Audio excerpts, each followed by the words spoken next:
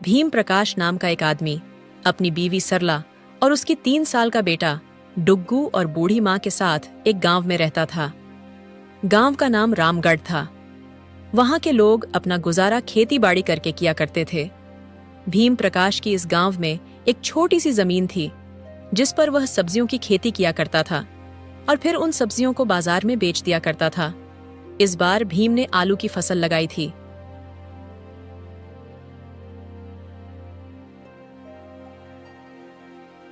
इस बार आलू की फसल की पैदावार काफी अच्छी हुई है। इस बार तो काफी अच्छा मुनाफा होगा। हाँ जी, इस बार तो आमदनी बहुत ही अच्छी होगी।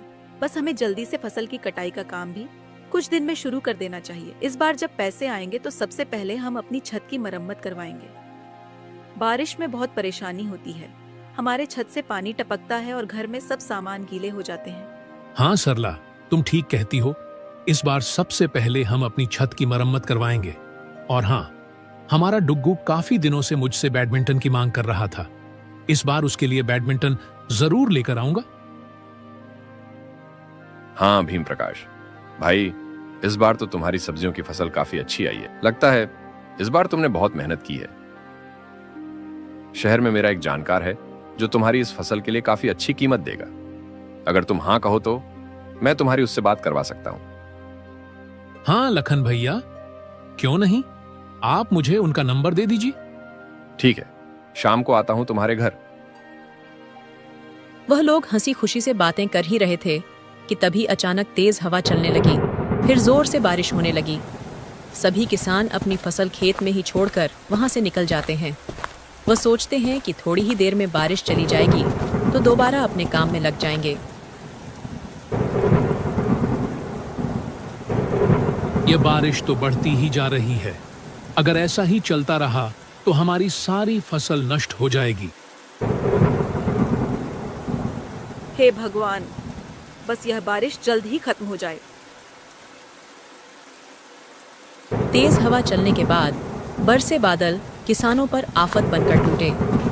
गांव के सभी लोगों ने अपनी फसलें खेत में ही छोड़ रखी थीं। उन्हें बस सुबह होने का इंतजार था।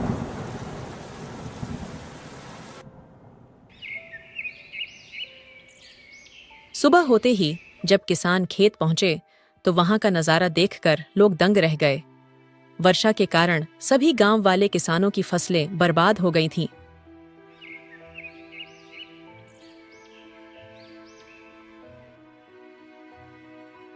हे भगवान, यह क्या हुआ? मेरी सारी फसल नष्ट हो गई। ये तो अनर्थ ही हो गया। इस बार तो सबसे ज्यादा उम्मीद थी। अब क्या होगा?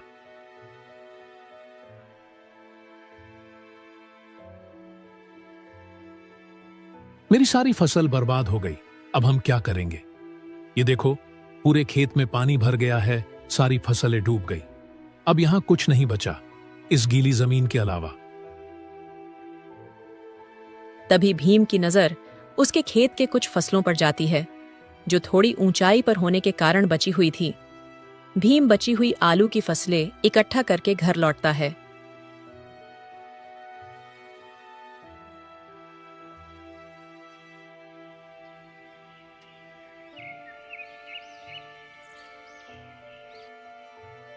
बची हुई फसल इकट्ठे करने के बाद बस एक टोकरी आलू ही निकल पाए। हमारी सारी फसल बर्बाद हो गई है। इतनी मेहनत से उगाई थी, पर इस बारिश ने सब खत्म कर दिया। बस कुछ ही आलू बचे हैं। उनसे तो एक हफ्ते का गुजारा भी मुश्किल है। अब हम क्या करेंगे?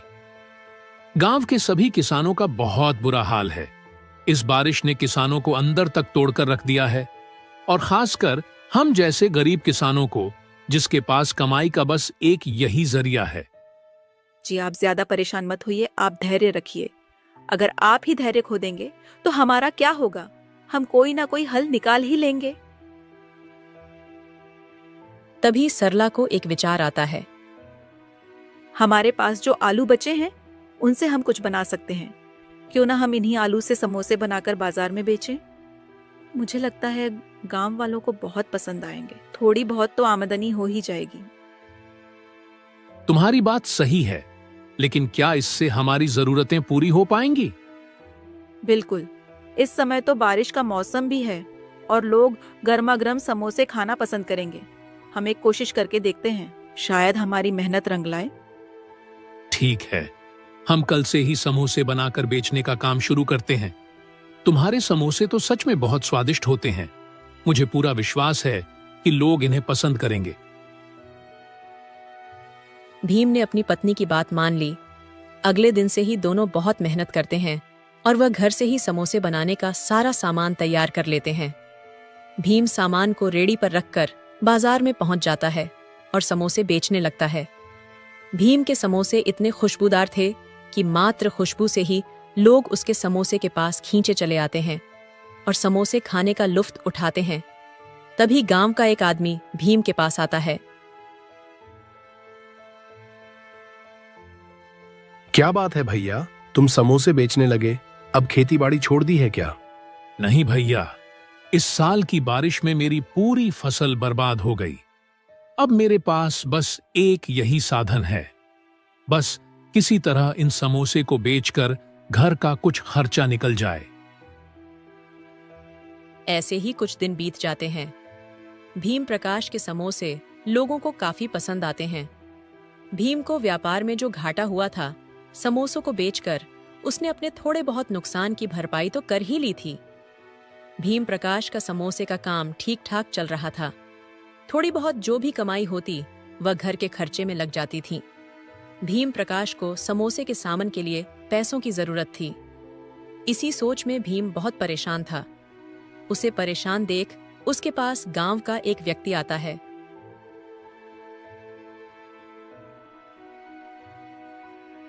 क्या बात है भीम प्रकाश, बहुत परेशान दिख रहे हो। क्या बताऊं चंदन भैया, बाढ़ की वजह से बहुत नुकसान हुआ। किसी तरह समोसे का काम शुरू किया तो अब समोसे के सामान के लिए पैसे नहीं है। समझ नहीं आ रहा पैसों का कैसे बंदोबस्त करूं। अरे भैया, मेरी सलाह मानो तो जो सेठ हरीलाल है ना, उससे पैसे उधार ले लो और जब तुम्हारा काम अच्छा चल जाए तो वापस कर देना।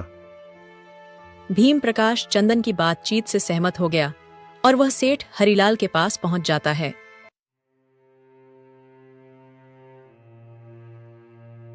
सेठ जी, मेरी फसल इस साल पूरी तरह से बर्बाद हो गई है। मेरे पास अब कोई रास्ता नहीं बचा है। क्या आप मुझे कुछ पैसे उधार दे सकते हैं? उधार तो मैं दे सकता हूं, लेकिन तुम्हें इसके बदले कुछ गिरवी रखना होगा। जब तक तुम पूरे पैसे वापस नहीं कर देते, और उसका ब्याज भी देना होगा। सेठ जी, अभी मेरे पास गिरवी रखने के लिए कुछ भी नहीं है। मेरी सारी फसल नष्ट हो गई है। कृपया ब्याज पर ही पैसे दे दीजिए। तुम्हारे पास तुम्हारी जमीन तो है, तुम अपनी जमीन गिरवी रख सकते हो। सेठ जी, मेरी जमीन ही मेरा सब कुछ है, लेकिन अगर और कोई चारा नहीं है तो मैं अपनी जमीन गिरवी रखने के लिए तैयार हूं।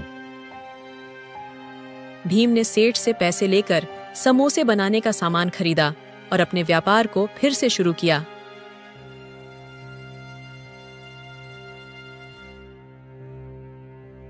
सरला, मैंने सेठ हरिलाल से पैसे उधार लिए हैं, लेकिन इसके लिए मुझे अपनी जमीन गिरवी रखनी पड़ी। क्या तुमने जमीन गिरवी रख दी? तुम्हें पता है ना सेठ कितना चालाक और लालची है। अगर हम 1 महीने में उसका ब्याज नहीं चुका पाए तो वो हमारी जमीन हड़प लेगा। मुझे पता है सरला, पर मेरे पास और कोई चारा नहीं था। हम बहुत मेहनत करेंगे और समय पर पैसे चुका देंगे, मैं वादा करता हूं। धीरे धीरे उसका व्यापार चल पड़ा और उसकी समोसे की कमाई ठीक ठाक हो गई। 15 दिन के अंदर भीम ने इतने पैसे कमा लिए कि वह फिर से अपनी फसल बोने की स्थिति में आ गया। उसने खाद और बीज खरीदकर अपने खेतों में खेती शुरू की। भीम की मेहनत रंग लाई और कुछ महीनों में उसकी फसल बहुत अच्छी तरह से तैयार हो गई। सेठ हरिलाल बहुत ही चालाक और धूर्त इंसान था। वह अक्सर ही लोगों को ब्याज पर पैसे देता और उन्हें हमेशा ठगने में लगा रहता था। सेठ हरिलाल की नजर हमेशा से ही भीम प्रकाश की जमीन पर थी। वह किसी भी तरह भीम की जमीन पर कब्जा करना चाहता था। उसने एक रात अपने आदमियों को भेजकर रामू के खेतों में गायें छोड़ दीं ताकि वे उसकी फसल को बर्बाद कर सकें। भीम जब रात में खेतों की देखभाल करने गया तो उसने देखा कि उसकी फसल बर्बाद हो रही है। अपने खेतों से गायों को हटाना शुरू किया। गाय भी की ज्यादा फसल बर्बाद नहीं कर पाई थी, क्योंकि समय रहते ही भी ने उन्हें वहां से हटा दिया था। गायों का शोर सुनकर सरला भी वहां तुरंत पहुंच जाती है और खेतों की ऐसी हालत देखकर वह कहती है, देखो, हमारी फसल बर्बाद हो गई। मुझे लगता है कि यह किसी दुश्मन का काम है। यह जरूर सेठ हरिलाल का ही काम होगा। तुम्हारी बात सही है, यह जरूर सेठ का काम है।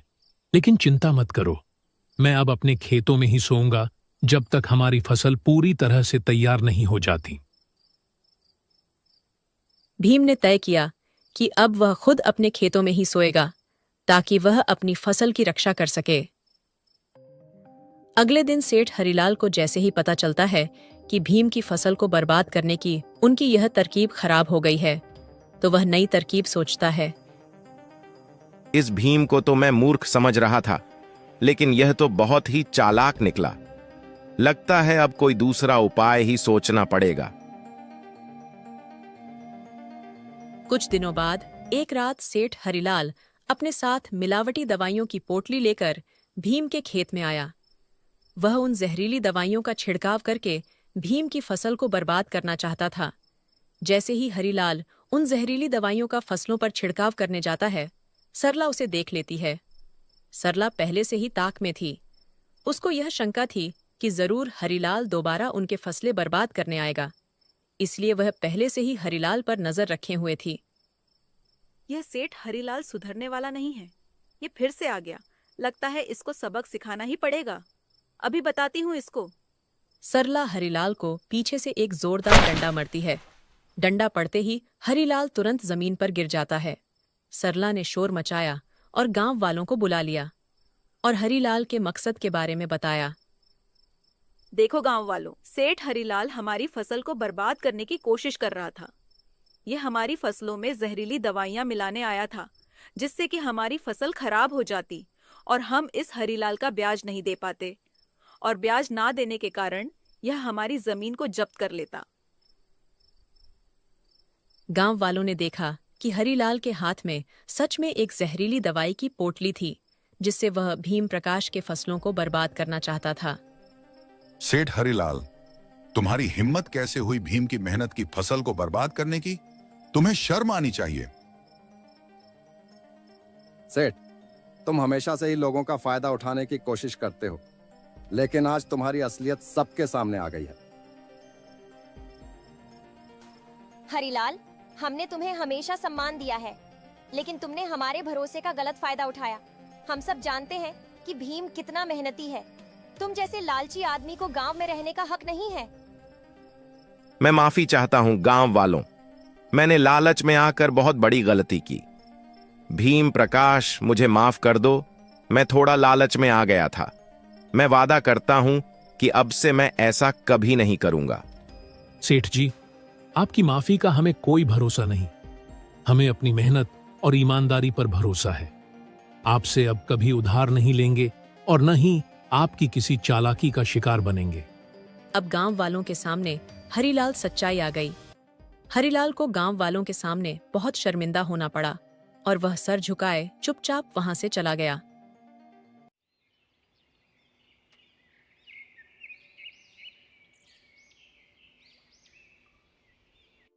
भीम ने अपनी फसलों को बेचकर सेठ हरिलाल का सारा पैसा ब्याज सहित लौटा दिया।